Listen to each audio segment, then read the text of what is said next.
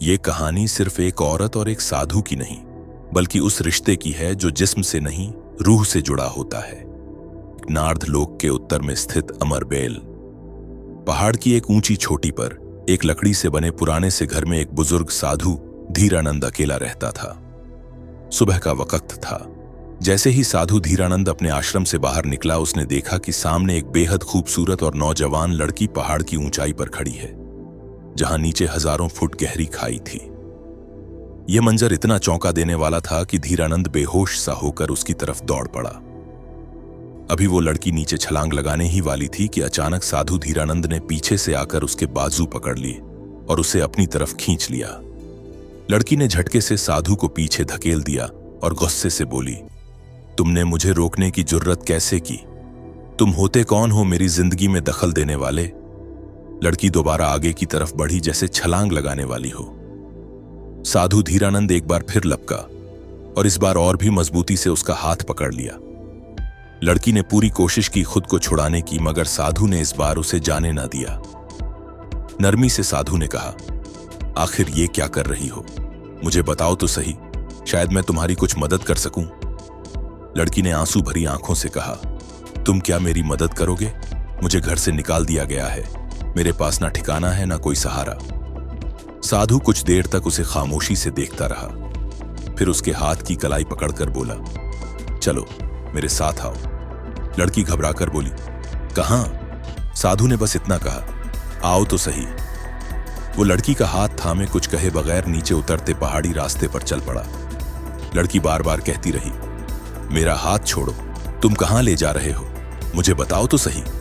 मगर साधु खामोश रहा, बस उसका हाथ थामे आगे बढ़ता रहा। कुछ देर के बाद वो दोनों उस लकड़ी के घर के दरवाजे पर पहुंचे। साधु ने दरवाजा खोला और लड़की को अंदर ले जाने लगा। लड़की बोली, ये कौन सी जगह है? लड़की घबरा गई और जोर से बोली, ये क्या कर रहे हो? दरवाजा क्यों बंद किया? मुझे यहां क्यों ले आए हो? बोलते क्यों नहीं? साधु चुप रहा, बस उसे खामोशी से देखता रहा। फिर अचानक दरवाजा खोला, बाहर निकला और बाहर से भी कुंडी लगा दी। लड़की ने चिल्लाते हुए दरवाजा पीटना शुरू कर दिया। कर्णिका जोर से चीखी, तुमने मुझे अंदर क्यों बंद किया है? कहां जा रहे हो? मगर साधु धीरानंद ने एक भी बात का जवाब न दिया और खामोशी से पहाड़ों की तरफ चढ़ता चला गया। अब रात हो चुकी थी। कर्णिका उस वीरान लकड़ी के घर में अकेली थी। सारा दिन वो दरवाजा पीटती रही, आवाजें देती रही, मगर कोई सुनने वाला न था। बाहर अंधेरा गहरा होता जा रहा था। अचानक दरवाजा खोलने की आवाज आई। वो दौड़कर दरवाजे की तरफ गई तो देखा साधु धीरानंद अंदर दाखिल हो रहा है। कर्णिका ने गुस्से में कहा, तुमने मुझे यहां क्यों लाया? सारा दिन बंद करके कहां चले जाते हो? साधु धीरानंद उसके करीब आया और बेहद सुकून से बोला, सब्र रखो, इस घर को अपना ही घर समझो। आज के बाद तुम मेरे पास ही रहोगी, तुम्हें कहीं और जाने की जरूरत नहीं है। उसकी आंखों में एक अजीब सी चमक थी, जैसे दिल में कुछ और ही चल रहा हो। कर्णिका ने हिचकिचाते हुए कहा, मैं तुम्हारे साथ कैसे रह सकती हूं? मुझे तो मेरे अपने घर वालों ने निकाल दिया है। तुम मुझ पर इतनी मेहरबानी क्यों कर रहे हो? साधु ने नरमी से बात करते हुए उसे तसल्ली दी, दिलासा दिया। कर्णिका, जो पहले ही जिंदगी के थपेड़ों से टूट चुकी थी और जिसके पास अब कोई सहारा न था, आखिरकार वहीं रुकने को राजी हो गई। साधु ने उसे एक चारपाई दी और कहा, यहां सो जाओ।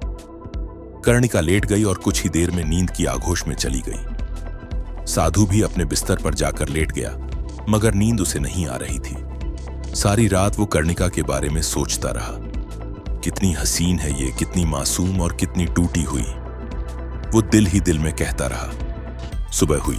साधु कर्णिका के पास आया और काफी देर तक खामोशी से उसका चेहरा देखता रहा। अचानक कर्णिका की आंख खुल गई। उसने चौंक कर फौरन अपनी चादर संभाली और हैरान होकर बोली, क्या हुआ? अब क्या करने आए हो? साधु ने नरमी से कहा, सुबह हो गई है, जाग जाओ। कर्णिका उठकर बैठ गई। तभी साधु दरवाजे की तरफ गया, बाहर निकला और दरवाजे पर बाहर से कुंडी लगा दी।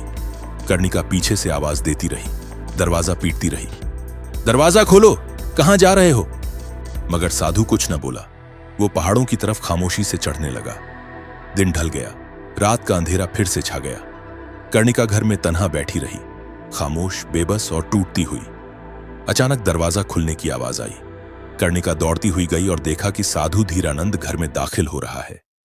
कर्णिका ने गुस्से में उससे कहा, ये क्या कर रहे हो? मुझे दिन भर इस वीरान घर में कैद करके चले जाते हो और कुछ बताते भी नहीं। साधु उसे खामोशी से देखता रहा, फिर धीरे से बोला, कहीं नहीं गया था, बस एक जरूरी काम अधूरा रह गया था, उसे पूरा करने गया था। कर्णिका ने हैरत भरी निगाहों से उसे देखा। साधु ने कहा, जाओ अपने बिस्तर पर लेट जाओ।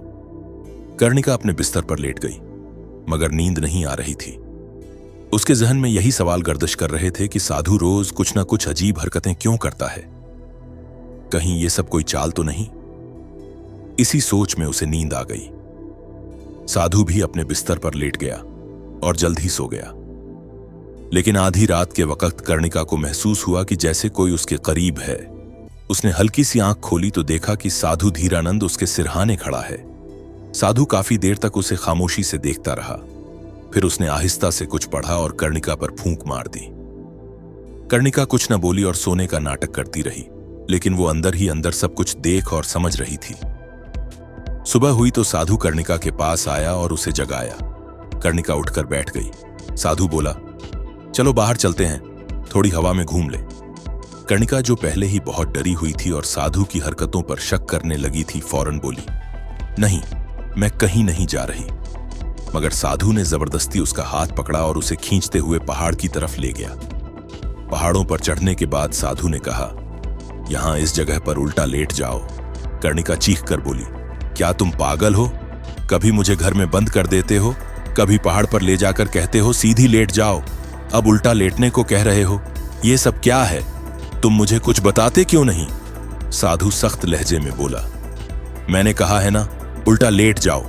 कर्णिका बोली, मैं हरगिज उल्टा नहीं लेटूंगी, तुम मुझे पागल लगते हो, ये किस किस्म की हरकतें करवा रहे हो? साधु कुछ लम्हे खामोश रहा, फिर बोला, ये सब तुम्हें जल्दी समझ आ जाएगा, बस मेरी ये आखिरी बात मान लो, इस पहाड़ पर उल्टा लेट जाओ। कर्णिका बोली, क्या समझ आ जाएगा? उल्टा लेटने का मतलब क्या है? बहुत ही अजीब बात है ये। साधु संजीदगी से बोला, यह भी एक राज है जो मैं तुम्हें अभी नहीं बता सकता, लेकिन इतना जान लो कि तुम्हारे लिए यही बेहतर है। कर्णिका साधु धीरानंद की बातें हैरत से सुनती रही, फिर थके लहजे में बोली, चलो ठीक है, अब और क्या कर सकती हूं, ये बात भी मान लेती हूं। कर्णिका पहाड़ की उसी ऊंची चोटी पर उल्टा लेट गई। साधु बोला, अपने हाथ पैर बिल्कुल सीधे रखो और अपनी आंखें बंद कर लो। कर्णिका ने वैसा ही किया। अचानक साधु उसके करीब आकर बैठ गया। उसने कुछ पढ़ा और कर्णिका पर फूंक मार दी। फिर वो बोला, अब खड़ी हो जाओ, लेकिन अपनी आंखें बंद ही रखनी है। कर्णिका ने हैरत से पूछा, अब क्या करने लगे हो, आंखें क्यों न खोलूं? साधु ने सिर्फ इतना कहा, बस आंखें नहीं खोलनी तुमने। कर्णिका इसी अमरबेल पहाड़ की चोटी पर आंखें बंद किए जमीन से खड़ी हो गई और साधु आहिस्ता आहिस्ता पहाड़ से नीचे उतर गया। अपने आश्रम वापस आकर बिस्तर पर लेट गया। काफी देर गुजर गई। कर्णिका आंखें बंद किए खड़ी रही, फिर आहिस्ता से आवाज लगाई, क्या हुआ? मैं आंखें खोल लूं? लेकिन कोई जवाब ना आया। आखिर उसने आंखें खोल दी। वहां कोई न था। कर्णिका गुस्से से चीखी, यह साधु ठीक नहीं है, मैंने क्यों उस पर एतबार किया? अब उसके साथ रहना बिल्कुल दुरुस्त नहीं, यह जरूर पागल है। वो वहीं जमीन पर बैठ गई और साधु का इंतजार करने लगी। रात हो गई। उसी रात साधु दोबारा पहाड़ की चोटी पर चढ़ाया और कर्णिका के पास पहुंचा। कर्णिका ने उसे देखा तो गुस्से में बोली, तुम मुझे यहां छोड़कर फिर से चले गए थे, आखिर तुम ये सब कर क्यों रहे हो? मुझसे क्या चाहते हो? मुझे सच सच बताओ। साधु कुछ लम्हे खामोशी से उसकी आंखों में देखता रहा। तुम्हें ये पहाड़ पर रात साथ गुजारनी होगी। कर्णिका हैरत से बोली, क्या इस पहाड़ पर तुम्हारे साथ? क्यों? तुम ठीक तो हो? ये कैसी बातें कर रहे हो? तुम्हारे इरादे क्या हैं? मुझे तो सब कुछ बहुत अजीब लग रहा है। साधु संजीदगी से बोला, बस आखिरी रात, अगर हमने ये रात यहां साथ गुजार ली तो सब कुछ ठीक हो जाएगा, मेरी बात मान लो। कर्णिका झुंझलाकर बोली, क्या ठीक हो जाएगा? तुम मुझे शुरू से कुछ नहीं बता रहे। तुम्हारे इरादे मुझे बिल्कुल भी ठीक नहीं लगते। क्या तुम पागल हो या मुझे पागल बना रहे हो? कर्णिका थके हुए लहजे में बोली, अब मुझे इस पहाड़ की चोटी पर रात को रोककर क्या करने वाले हो मेरे साथ? साधु धीरानंद बोला, सब कुछ समझ आ जाएगा, बस ये एक रात गुजार लो। कर्णिका, जो पहले ही साधु की रोज की खामोशी, अजीब हरकतों और असरार से परेशान थी, आखिरकार बोली, ठीक है, मैं आज की रात यहां गुजार लेती हूं, लेकिन सुबह मैं तुम्हारा आश्रम छोड़कर चली जाऊंगी। अब मजीद तुम्हारे साथ नहीं रह सकती। साधु धीरानंद ने हल्की मुस्कुराहट के साथ कहा, ठीक है, आज की रात तो गुजारो, लेकिन अगर तुमने ये रात मेरे साथ यहां गुजार ली तो फिर तुम खुद ही मुझे छोड़कर नहीं जाओगी। कर्णिका चौंक गई। ये क्या अजीब बातें कर रहे हो? तुम्हारे इरादे ठीक हैं ना? साधु ने आहिस्ता से कहा, वो तुम्हें रात को समझ आ जाएगा। फिर वो जमीन पर लेट गया और बोला, जैसे मैं लेटा हूं, तुम भी ऐसे ही लेट जाओ। कर्णिका थोड़ा झिझकी, लेकिन जमीन पर लेट गई। साधु ने कहा, आंखें बंद करो और सो जाओ। कर्णिका ने आंखें बंद की और कुछ देर में नींद आ गई। साधु भी वहीं सो गया। रात के आखिरी पहर जब सूरज निकलने वाला था, साधु धीरानंद ने एक बार फिर कुछ पढ़ा और कर्णिका पर फूंक मारी। फिर उसने उसे आहिस्ता से जगाया। कर्णिका, खड़ी हो जाओ, लेकिन आंखें बंद ही रखनी है। कर्णिका ने उलझकर कहा, यह क्या नया पागलपन है? कहीं तुम फिर से मुझे यहां छोड़कर तो नहीं जा रहे? मैं अब आंखें बंद नहीं रखूंगी। पहले भी 2 बार तुम मुझे अकेला छोड़ गए थे। चौथे हिस्से में साधु ने नरमी से कहा, नहीं, इस बार ऐसा नहीं होगा, बस आंखें बंद रखो। कर्णिका, जो अब बहुत थक चुकी थी, गुस्से में बोली, अच्छा ठीक है, और उसने अपनी आंखें बंद कर ली। जैसे ही कर्णिका ने आंखें बंद की, अचानक उसे महसूस हुआ कि किसी ने पीछे से आकर उसे अपनी बाहों में ले लिया और उसकी आंखों पर दोनों हाथ रख दिए। उस ऊंची छोटी पर सिवाय साधु धीरानंद के और कोई न था, तो कर्णिका ने फौरन समझा कि ये वही है। वो गुस्से से बोली, ये क्या हरकत है? तुमने मुझे क्यों ऐसे पकड़ा है? लेकिन कोई आवाज ना आई। वो और जोर से चीखी, छोड़ो मुझे, ये क्या कर रहे हो? फिर उसने जोर से खुद को झटका दिया और पीछे पलटकर देखा, मगर वहां बुजुर्ग साधु नहीं था, बल्कि एक नौजवान शख्स खड़ा था। कर्णिका उसे देखकर दंग रह गई और जोर जोर से चिल्लाने लगी, ये तो मेरा शौहर है। वो दौड़ती हुई उस नौजवान से लिपट गई। उसकी आवाज खुशी से कांप रही थी, अर्जुन, तुम यहां कैसे आ गए? मैंने तुम्हें कहां कहां नहीं ढूंढा, तुम कहां चले गए थे? कर्णिका की खुशी की कोई इंतहा न रही। वो अपने शौहर अर्जुन को बार बार गले लगाती रही, रोती रही, हंसती रही, जैसे बरसों का दुख बह रहा हो। फिर कुछ देर बाद उसने इधर उधर देखा और आहिस्ता से पूछा, वो बुजुर्ग साधु कहां गया? कर्णिका ने हैरानी से पूछा, क्या तुम उसे जानते हो? क्या वो तुम्हें यहां लेकर आया है? नौजवान शख्स खामोशी से अपनी बीवी की सारी बातें सुनता रहा। फिर आहिस्ता से उसकी हथेली थामकर कहा, आओ मेरे साथ चलो। वो उसे लेकर उसी लकड़ी के घर में आ गया जहां साधु धीरानंद रहा करता था। कर्णिका ने चारों तरफ नजर दौड़ाई और चौंक कर बोली, ये तो उसी साधु का आश्रम है। नौजवान शख्स फिर भी खामोश रहा। कर्णिका ने उलझकर पूछा, तुम मुझे यहां क्यों ले आए हो? नौजवान ने मुस्कुराकर कहा, तुम पहले भी तो यहीं रहती थी, अभी कुछ वक्त और यहीं रह लो। कर्णिका उसे हैरानी से देखने लगी। तुम्हें कैसे पता चला? नौजवान ने मुस्कुराते हुए उसकी आंखों में झांका और बोला, मुझे सब कुछ मालूम है, ये आश्रम, वो साधु, सब कुछ। फिर आहिस्ता से उसने कहा, वो बुजुर्ग साधु मैं ही था। यह सुनकर कर्णिका की आंखों से आंसू बहने लगे। वो दौड़कर अपने शौहर के गले लग गई। मुझे माफ कर दो, मैं तुम्हें पहचान नहीं सकी अर्जुन।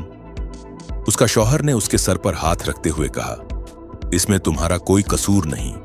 यह सब एक राज था जिसे मैं तुम्हें उस वक्त नहीं बता सकता था, मगर तुमने जो सब्र और भरोसा दिखाया वो तुम्हारी सच्ची मोहब्बत की पहचान है। तुम एक अच्छी बीवी हो कर्णिका। फिर मुस्कुराकर उसने पूछा, अब बताओ वो बुजुर्ग साधु कैसा था? कर्णिका हंस पड़ी और आंसू पोंछते हुए बोली, वो बुजुर्ग साधु बहुत अच्छे इंसान थे। अर्जुन भी मुस्कुरा दिया और यूं कई बरसों बाद एक बिछड़ा हुआ जोड़ा फिर से मिल गया।